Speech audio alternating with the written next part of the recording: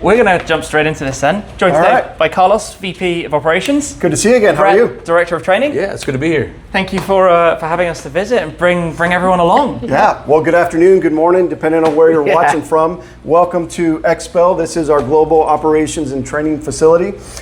This is one of 4 buildings that we recently purchased across over 20 acres. So really excited to show you what a day in the life is for our team and kind of give you a little bit more insight into our products. I think one of the most interesting things that I would like to add right at this stage, because we've just actually had a, let's say, off-camera lay of the land, is the scale of the business.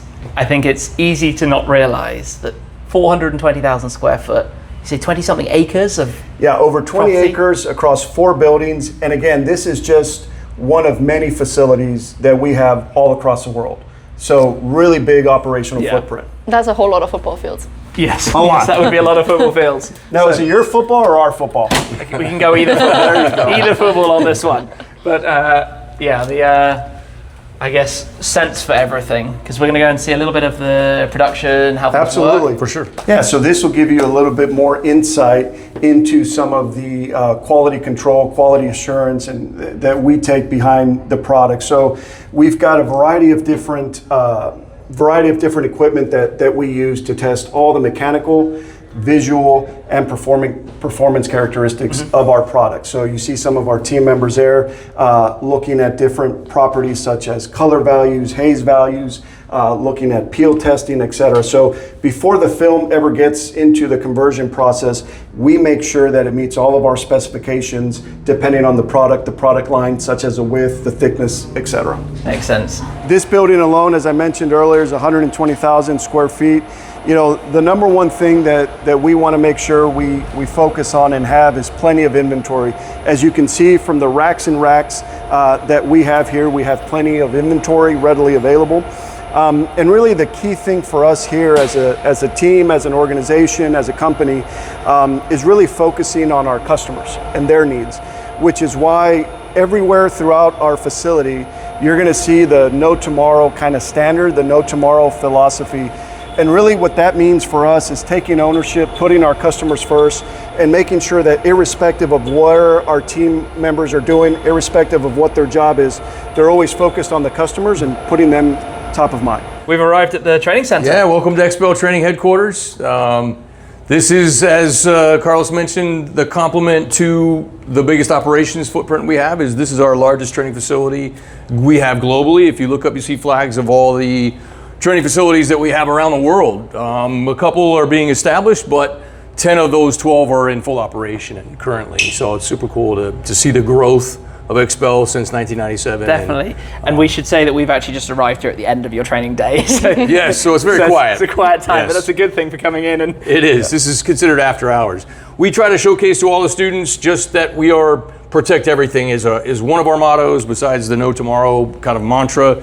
That we have so much more than just if they come here for window tint training, we have ceramic coating, we have the architectural film, we have colored PPF, we have stealth and all the flavors. Yeah. So again, we're educating our dealers as they come in. We're continuing to grow their mindset of we can install more products.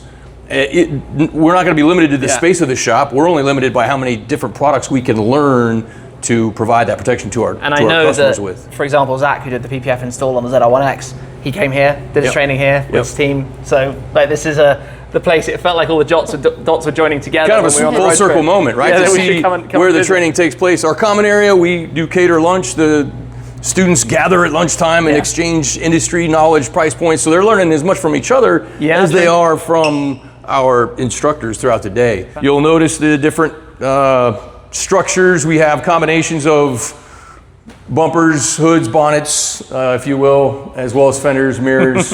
and it's not so much about the your make, model, submodel series that was mentioned is important for the customers to know the pattern so they can get the exact fitment on the vehicle. But for the learning of process of PPF installation, it's about geometry. Because they're making a 2-dimensional piece of material now have 3 dimensions, right? Yeah. So combining that ability to read the film, understanding the science of the film, and then crafting it into an art with applying on these many different surfaces is kind of the philosophy we like to follow. You've got some good test cars here. This is where we look around. It's like obvious ones like an M2 and maybe a Cayenne bumper. Cayenne, yes. We do have some cool ones. I will admit, we're blessed. I guess you, as an installer, you don't know whether you're going to have a sports car or a crazy exactly. Carlos mentioned you never know what's going to pull in your shop. It could be a golf cart, right? Yeah. But we teach. We even have provided instruction to those installing on RVs before. Yeah. Which is a little bit,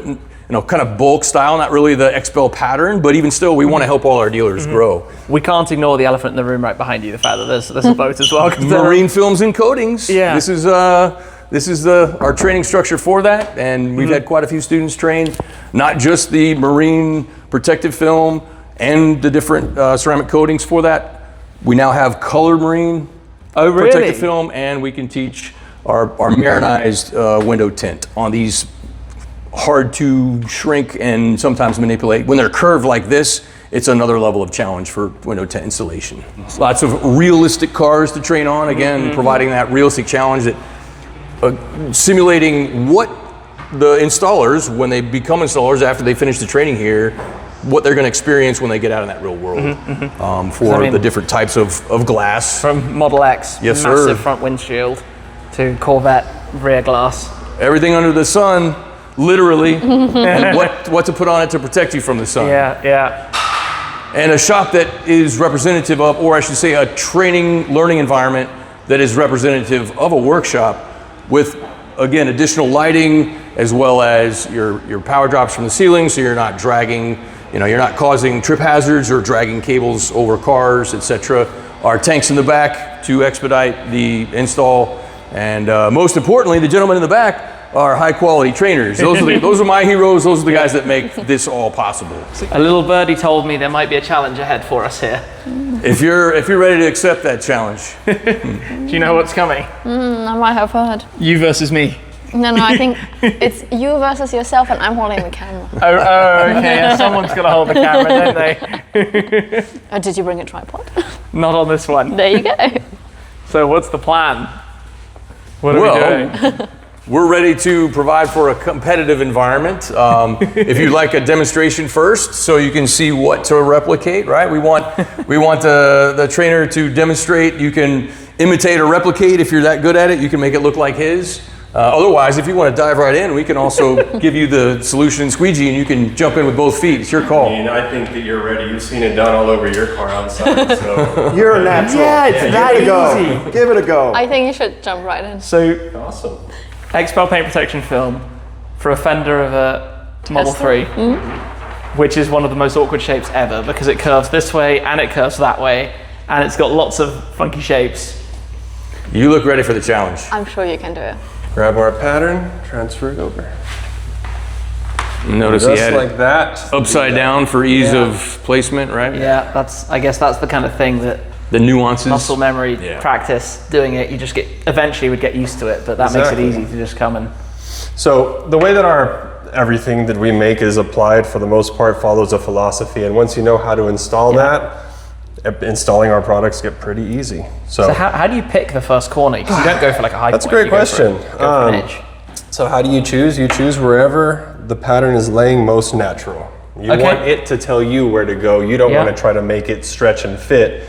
It's designed to fit. So you wouldn't start at the sort of thin point. No, that would be the worst. So this would be a nice natural laying spot, but it doesn't have the most alignment points. And the way that XPEL creates their philosophy, most fenders will start back here. Yeah, that makes sense. It's easier to know that when you print out a fender, unless we say otherwise, you're going to start right here, then down and over. Makes sense.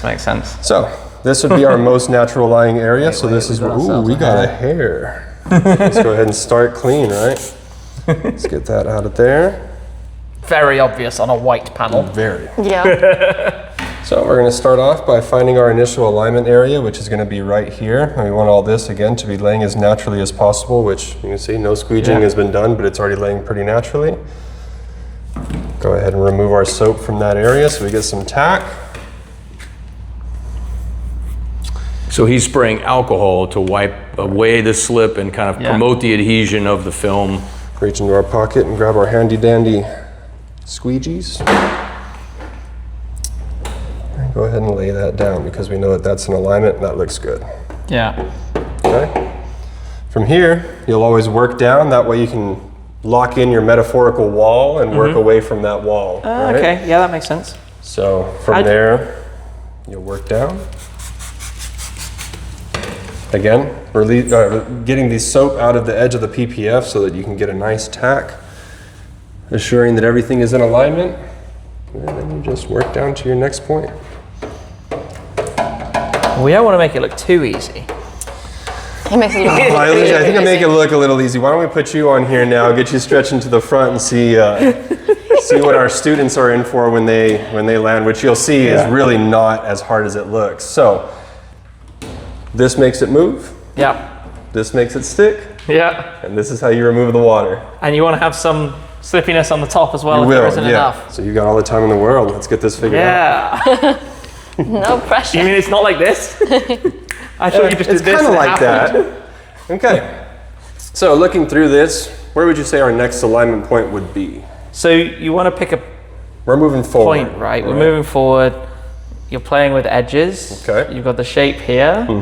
But I guess it's the high point, is it? Or is it kind of That'd be a good point to keep in alignment, but the next area that you want to look to log in or to lock in would be about right here. Yeah. So we're gonna make sure that everything is looking as it should. And you can start to just squeegee out just like you're doing. So you don't need to use alcohol everywhere. You don't want to use alcohol everywhere. That actually causes new issues. You want to use soap as much as possible, but obviously once you've gotten to an area of alignment like this, you'll use alcohol, remove your soap, and get a good tack. Because you don't want to pull it out of alignment once you start making everything in front reach alignment by stretching. So that's a good point to stop. We've got a finger that's telling us something. Okay. So let's go ahead and get some alcohol in there. We will Interesting. situate our film a little bit here. Go ahead and start Pull the squeezing that finger out. back that way. Yep. Since we've added that alcohol in there, So we can, let the finger sit down. Go ahead and keep working. Yeah, you're good. I know it looks a little bit crazy right now, but keep working through that. yeah. All right, so now that you got the back end of this fender looking pretty aligned, looking like it's where it should be, we can start to look at the front of this fender, and you'll see our alignment is not far off. We've got about maybe half an inch there, about the same all the way around. So if it's consistently off by about a quarter or half an inch, then you know that we're working in the right direction. Next point of alignment is going to be right here. Okay. Throw some alcohol in there, because again, we do want to go ahead and make that tack. We'll pull the head of that alignment area and squeegee everything out. Making it look easy, Yeah, Tim. he's making it look real easy. Something like that. I mean, I guess we Yeah, want to be. I think that's looking pretty Maybe Maybe we good. should end. PPF this next car himself. So now we just make sure that our alignment is looking good. Throw something to give us some slip and squeegee it all out. So obviously, like here, I've got myself. I know I can get the bubble over the top and. Yep, I would follow the valley right down to where we Yeah. tacked, and as soon as you get to where you tacked, go ahead and make your exit towards the that bottom. way. Yep. Perfect. Reason being, you don't ever want to travel through where you've been. Yeah. It creates silvering and all sorts of other problems. Now it's top just edge is kind of it's just easy. a game of seal the edges. Well, that was kind of a field expedient version, but very well done again. And the result is a pretty solid install for your first full fender. Is that your first full fender? Ever, yeah. Fantastic. So, but I didn't do very much, did I? Well, I mean, I kind of. I was just spectated. standing here talking, so. Yeah, kind of spectated. But I think the interesting thing, though, that I can take away from this is all of these things that you learn while you're doing it is exactly what that qualification, which might just look like a certificate on a wall of an installer's shop, actually means something, because it means they've learned everything that actually goes into this. It's not that they just turned up one morning and said, I'm going to do PPF today. And repeating that process over 5 days, building that muscle memory, building the comfort level, knowing the ratio of slip and adhesive promoter with the alcohol, knowing the philosophy of where the start points are, why we install the way the pattern is designed, all of those things come to fruition in 5 days to really share the art and science of PPF installation. So, your turn? You know what? I'm sticking to gift wrapping. There you go.